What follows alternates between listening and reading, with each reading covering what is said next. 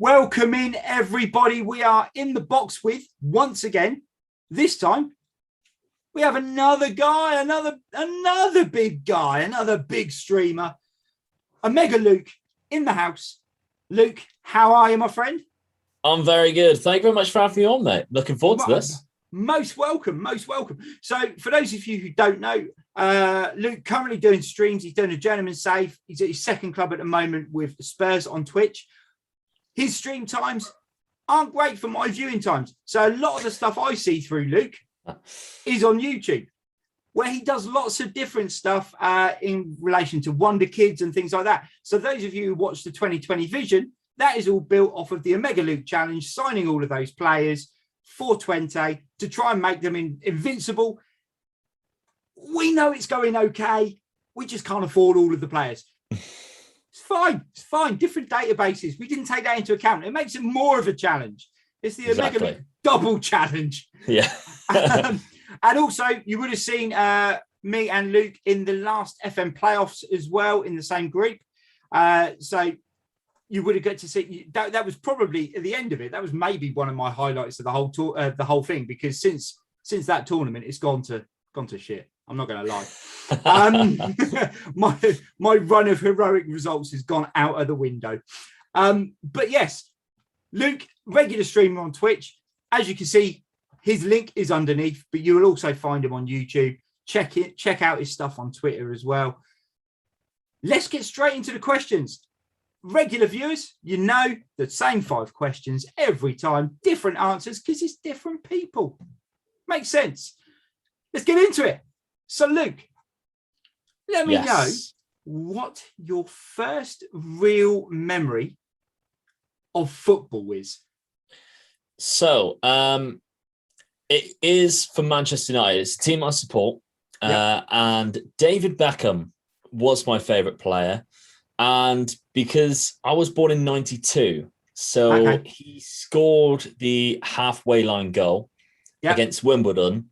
And that was pretty much one of my first ever memories of football. So I've got a feeling that was one of my first memories that I remember, and the reason why I fell in love with David Beckham and fell in love with Manchester United from that. Because people always ask me, because now that I have my dad on the channel on my YouTube videos, and he's a big Spurs fan, everybody always asks me, why don't you support Spurs like your dad? And that is the reason why.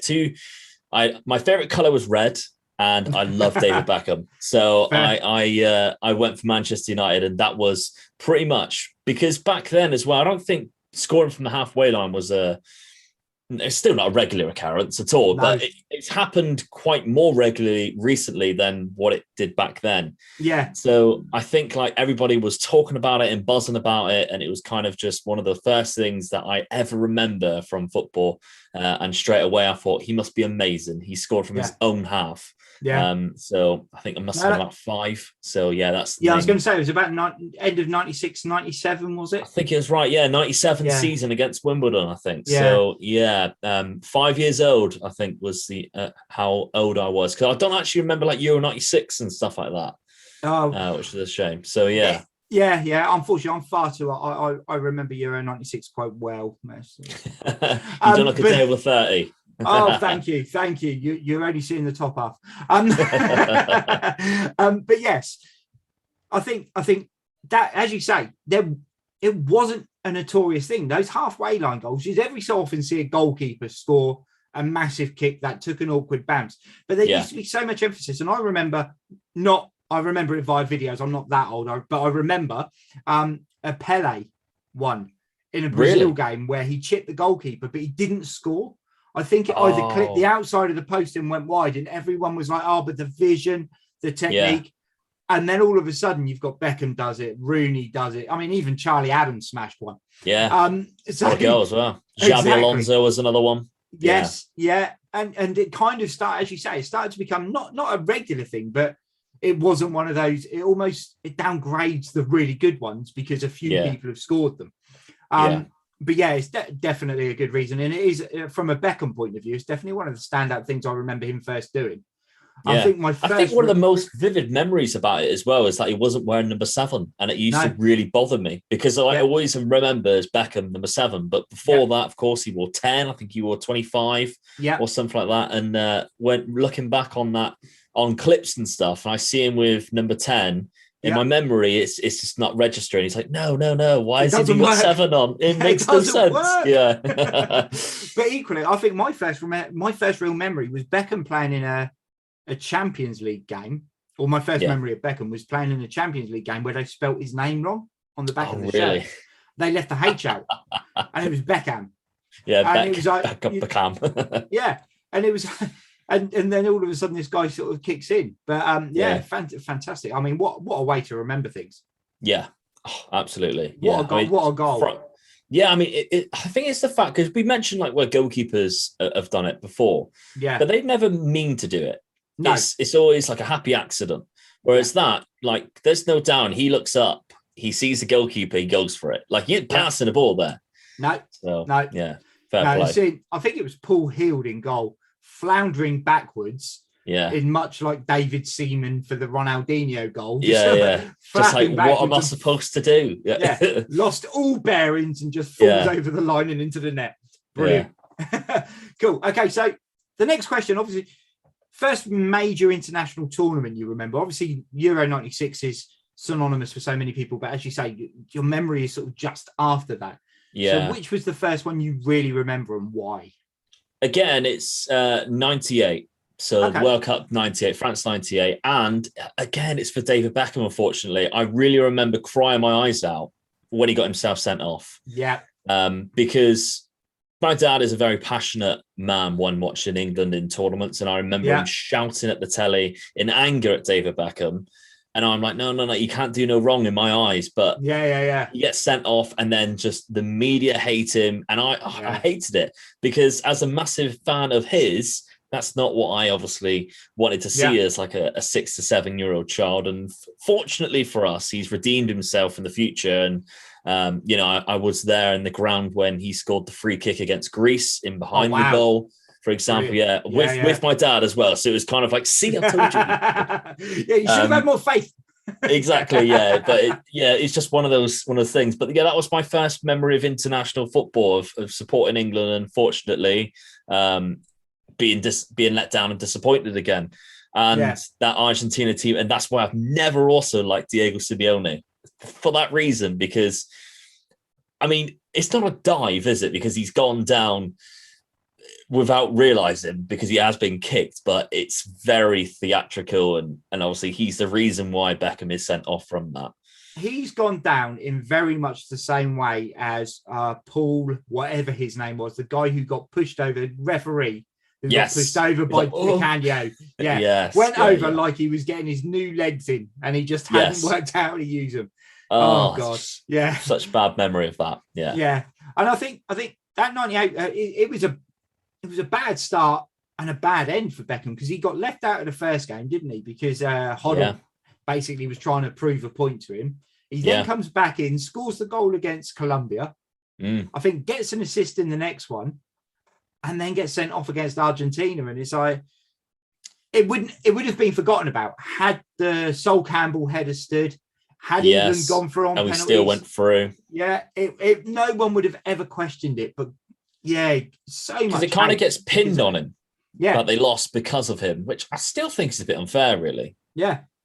So I think it should have been pinned on Glenn Hoddle for letting two guys take penalties who have never taken a penalty before. And lo and behold, they both missed. That's come around again, isn't it? So yeah.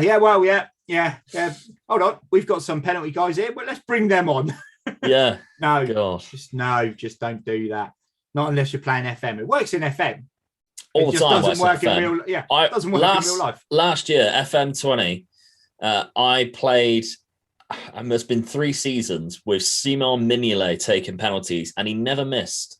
Legend. And we would look at it and we'd laugh about it, because his attribute for penalty taking was 2, and he had very bad composure. Never missed a penalty for me. What a legend. Well, to be fair, if he doesn't know where he's kicking the ball, the opposition keeper ain't got a clue either, have they? Exactly, just hit and hope. Smash and hope. Run That's up, the way to go. All awkward, kick the ball. Exactly. Fingers crossed. Brilliant. To be fair, our Sunday League team, for a while, we had our goalkeeper taking penalties. He begged they should be the best striker of the ball, really, because they've got to smash the ball as hard as they possibly can for goal kicks. So yeah. So obviously, a lot of people would have seen the video of or the clip. Sorry, not full video, but the clip of the cup final goal from Luke. Yeah, I mean, what a header, back straight in on it. Not bad.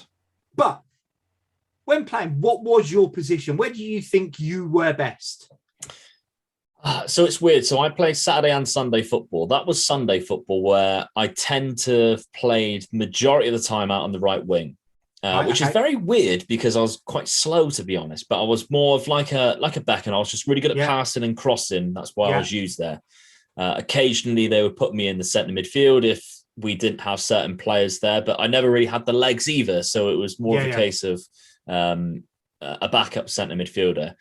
But on Saturdays, I was a striker, and I used to flip-flop between the number 10 role to a striker, depending on the seasons that we had. And one season, I had the top scorer of the league. So I always preferred to be in that sort of as a complete forward, not the advanced forward. I like that role most in my career, which was like in behind the striker. And I think the last couple of seasons at that Sunday League team as well, they toyed with me, used me there, and I used to score a few goals and set up a few assists as well. So the number 10 role was probably my favorite, because as much as I enjoyed being out on the wing for that team, because we had a fantastic team, some games you'd go a bit lost because the game would be on the other side of the pitch or in the middle of the park. And sometimes you come up against some people who are just a lot quicker than you, and I'd struggle. So I much preferred using my football brain instead of my legs and trying to find space for myself, which the number 10 role was my favorite role for doing that. Yeah, so it's similar then, because I mean, when I was growing up, I mean, in the mid-90s, everyone had started to play 3 at the back, 5 in midfield and 2 up front. So there was always an attacking midfielder. So that was me, perfect. Didn't have didn't have the legs to play centre midfield, but I didn't want the pressure of being the main goal scorer. So playing in that 10 role, my touch and my passing was great. I just bottled it a little bit. And then come to the end of the 90s, no one's playing that anymore, and I had to make a choice. 4-4-2. 4-4-2, and it was all of a sudden I became a deep lying forward. Who done that job. And then gradually, as things went to 4-3-3, I played as a left forward because it was more of a kind of an inside forward. And then I'd play as a centre, and I'd drop and have the 2 other forwards go beyond me. And it worked out all right. And those previous years of doing it worked well. But that number 10 role, it's really weird, because when you look at it, it should be the easiest role in the team. Because you don't have to cover loads of ground. You literally just have to link the play and be available for the ball. The amount of people I see struggle playing it, and not just Saturdays and Sundays, but actually sort of Championship, Premier League players who play in that or play in that role, but don't do that role. I always find with that role, people are very quick to see if you've had a bad game in that role. Because you can go non-existent, and I think that's quite important. Whereas I always felt like if I had a good game in that role, our team were playing well. If I wasn't having a good game or not get involved, our team wasn't doing very well. And I do feel like even when I wasn't playing that role, if I was playing for my Sunday team, where we tend to play 4-4-2, to be honest, for a lot of the time. But if in the odd occasion we dropped a striker in the hole into the number 10 role, if he wasn't playing very well, I don't think our team was playing very well. So I think it's one of those positions where there's a lot of responsibility on the attacking. How you're attacking depends on that number 10 role. If they're having a bad game, it might not be the club having a very good game at all. And I think sometimes when you play against a team that press a lot more, you tend to see the ball just going over your head. A lot of the time. And if the other striker isn't winning it, it's just watching tennis. You're watching the ball go over that way, and then the centre backs are winning it, and it's going back over. And it's so hard to get involved. Get involved. Okay, cool. So if you could have done one thing that would have improved your footballing ability, What would it have So been?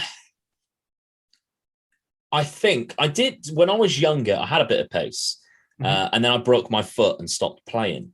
So I Right. didn't play for like 3 years, and I broke my metatarsal, but I damaged all the ligaments around my foot. I basically went to volley a ball, and the defender cleared it, and I ended up just booting the bottom of his studs. So yeah, it kind of like ended me playing semi-professional because I'd only been playing like 3 games for a team where I was getting paid to play at like 18 years of age. And then I just never played for like 3 years in men's football. I only ever did 5-a-side, but didn't play for like another 3 years. And I was working at KFC at the time as well. So I put on a bit of weight and I just slowed right down. And fitness wasn't a massive thing for me. So I think if I could go back and change one thing, it would be to work on those type of things, get my pace back, because I'd started running flat-footed. And from that, you have no pace whatsoever. You start running flat-footed. But it was comfortable because when I tried getting back into it after breaking my foot and with all the ligament damage, if I was running on my toes, it was so painful. So flat-footed became my running style, if you like. And it's something maybe that if I changed back in the past, I could have been a lot better player for sure. Definitely a lot quicker. Yeah, the injuries, at that age as well are a nightmare. I mean, working at KFC is, you're surrounded by all that lovely, lovely chicken and the free meals, free lunches, the Colonel's herbs and spices and everything else, the secret blend. If I was it's one of those, if I was working at McDonald's or Burger King, I could probably bypass the free meals. Yeah. I'm not, but KFC, oh man, you got to love the chicken. Got to love the chicken. Anyone who tells me they prefer McDonald's to KFC, liar. Get out. Get out, you animal. When McDonald's stick something out and they say, oh, our chicken nuggets are now made with 100% chicken breast. Well, what the hell were you using before? Yeah, exactly. Yeah. Christ alive, people. Yeah. Worrying. Yeah. Oh, dear God. Anyway, so obviously the injury. So would you have said then maybe trying to get some better physio to then get over that injury or push through the pain barrier or something like that? Or because I know obviously if you do ligaments, that stretching of the ligament constantly when you run straight after is a nightmare. Yeah. I think, to be honest, I tried getting back into it too quickly. I tried doing 5-a-side too quickly and playing, and there was a couple of times where I had to take another month off instead of just letting it heal properly. And then I think it must have been about 4 years later, so I was playing 11-a-side again. During 5-a-side, I had it again and missed about another 4 or 5 months. Not as bad as what it was before, but still very, very, very painful, and I had to take a few months off. So, I think maybe leaving it actually time to rest. But at that age, all you want to do is play football, especially when especially when I was playing at a decent level, to say the least, and I was playing 5-a-side as much as possible because I never had injuries before. During my school years, never had injuries. I think I only ever missed games because I was grounded. I never missed games for having injuries. It's just unheard of. So that was my first proper injury, and I just didn't know how to take it. And I think maybe in hindsight, I should have listened to my body a little bit more and felt like, no, it's not ready to play yet. And then maybe, done some decent physio and worked on getting back to running on the top of my toes instead of flat-footed completely. Yeah. Did you, at 18, did you suddenly discover the pub as well? What, 19? Yeah. See, I had a girlfriend when I was 18 and I wasn't allowed out, regrettably. I had a girlfriend at 18 and I used to make her go with me. So I got my big injury, the first op on my knee was at 18. And that was the worst time because all of a sudden you're like, well, hold on a minute. I haven't got a game tomorrow. Booze I can go out tonight. Yeah, exactly. Exactly that. Or you just do both anyway. Then you just turn up drunk. Well, I know. See, I was put off because I started playing men's football when I was 16. Because the youth league in Reading was just, if you weren't already at a club, as in the youth set up under 18 somewhere else, you weren't going to get in, or on a YTS, you weren't going to get into these teams, and it was absolutely ridiculous. And I remember turning up to a game, and it was the first time I'd ever really been out on a night out. Yeah, and I think I maybe just before I was 17, and I turned up a little bit late, and my whole team was changed and ready to go. And they threw me a kit when I got there, and I went to lean up against the goalpost to get changed. Right. Missed the goalpost, hand went through the net, shorts around my ankles, just hanging through the goal net. They said, you're not going to be able to start, are you? It's like, no. Give me a bit of time. And then made me run the line. Oh, that's just as bad. I remember running one way and the ball getting cleared and my legs just crossed over and I just slumped on the floor like Bambi. I was like, done. Yeah. And that was, I think, 10 minutes into the game running the line. And then they brought me on at halftime and said, we need you to go and win the game.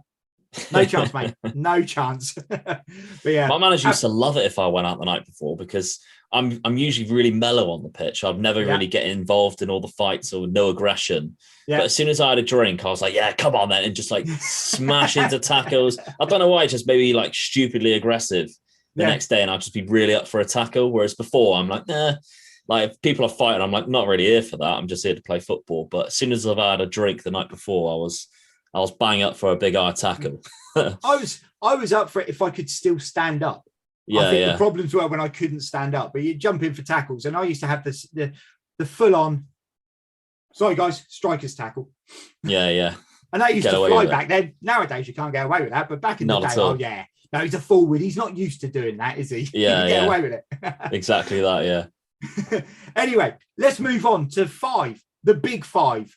The 5 key attributes that you, Luke, feel make the modern day or the core essence of a modern day footballer.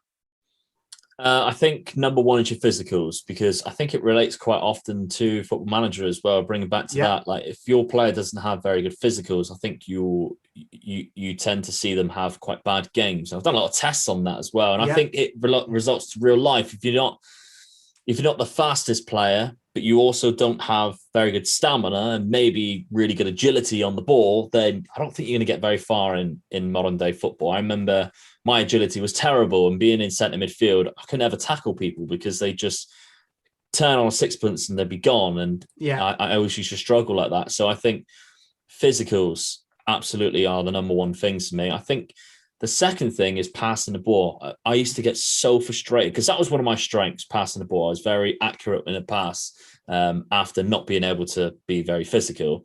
And I used to get so frustrated if somebody just could not give me the ball 10 yards away. I just be like, what are you even doing here, mate? Like, the technique of just passing the ball should be the easiest thing to do. It should be what you're drilled to do as a youngster. Just pass the ball against the wall, for instance. That's what my dad told me to do. If you don't have a friend to go out and play football with, go and find a wall and just pass the ball to yourself non-stop. And that's what I used to do. So passing ability, I think, is got to be really important. And then from that, your vision, you're going to be able to create things and be able to see things happen. Anticipation is another one. Anticipating the game in front of you, anticipating what your opponent's going to do, anticipating what your teammate's going to do. Because like as a striker or an attacking midfielder, if I'm anticipating the guy is going to cut inside, I want the ball to be in front of me. I'll anticipate to make a run, for instance. And I think the last one, a little bit of teamwork, because as much as I could just be like, oh yeah, I want to be really good at shooting, just so every time I shot it would go in. Like a bit of teamwork. If I'm going through on goal and I've took it around the keeper and I've stopped the ball and think, I'm at a really narrow angle now, and you have 2 options to lay it back or to try and cut back in on your left foot and have a pop yourself, I would just pass it, because at the end of the day, I'd rather just the team score and go, oh, Luke, you made that, rather than cut inside on my left and gamble the glory of if I miss this, they are going to give me so much stick. Yeah. And I just think a little bit of teamwork like that goes a long way. And I've played with strikers who are incredibly greedy, and I hated it because I know I would not be like that for them. I think that's quite important as well. Completely. And I'll be honest, those 5, man after my own heart, passing every time. The amount of times I played with people who would, and this is after the second NEOP, so I was struggling a bit pace-wise and general fitness by then. But you'd have people go, "What? You're not that good. I'm quicker than you." Well, all right, mate. Well done. There's a running track over there. Off you pop. You can't kick a ball. Wrong sport. Yeah, exactly. You're doing the wrong thing. And the vision, I think the vision covers so many different areas as well. So it's picking that pass, but it's almost having the vision of seeing what's Iniesta and people like that, seeing the game 2 steps ahead of what's going on. And defenders do the same. They're seeing where the move's going and they're covering that position before it's got there. And I think that's a key thing. And the anticipation is making, we had a guy come and play for us who was very quick. He was very good with the ball. Great shot on him, but he would never run until the ball was passed. Yeah. It's too late after it. Yeah. And I used to say, but every time I do, they put the flag up. So then bend your run backwards and then just curve it. So you're already in a jog by the time you're going. Yeah. And it worked really well for him, but it's the simplest things that people just don't think about. And I think the anticipation is one that's really easy to coach people as well. You can get more out of someone just for the basics. Yeah. The passing, you said about the shooting. Everyone wants to be able to shoot and score goals. Not important to me. I think if you can pass a ball 20 yards, you can pass it into the net. Oh, yeah. Very true. Very true. And I used to, we had a guy play for us and he used to have like 14, 15 chances a game because he was so quick, so strong, and he was so good at reading the game, but he was terrible at shooting. And yet that guy is getting paid like 250 quid a game. What? Because I'll go watch him play. He plays for a team called Tavistock down here as a local team, but they've played against like Middlesbrough in that pre-season, and he will have at least 10 chances a game because he's so quick and strong. He cannot shoot to save his life. If I had the chances he would have, I'd score about 8 out of 10, whereas he scores like 2 or 3 out of the 10. But every game, it will be the same thing. You come off the pitch and you go, Jesus Christ, Alex missed so many chances today. And then your mate will go, he did score 4 goals, though. You go, he did score 4 goals. But he'd still miss like 2 or 3. You're almost unbelievable chances. You're just like, so for shooting for me does not matter because if you've got everything else with it, you're going to score goals anyway. Yeah. And it's having that, and it goes back to that awareness and teamwork. If you've got, most of the time, if you're quick, you're getting to the ball before someone else, you're knocking it away from him. It's not necessarily always where you want it. Yeah. But you'll get there before everyone else. So you're not always in the best position to be scoring.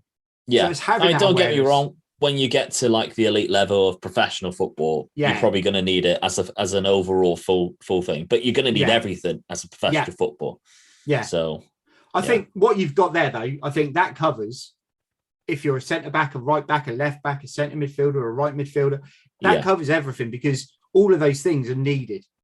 Especially in the modern game, Yeah. Centre backs need to have that vision to be able to play out from the back. You don't have old school the way you do still, but I mean, to be fair, you question why they're still playing. But you've got old school defenders who do just literally get rid of the ball. The vision is limited, which is why you find there's always a ball playing defender alongside an old school one. Yeah, absolutely. And it's the way it is. That brings us to the end. Luke, it has been an absolute pleasure having you on. Thank you very much for having me, mate.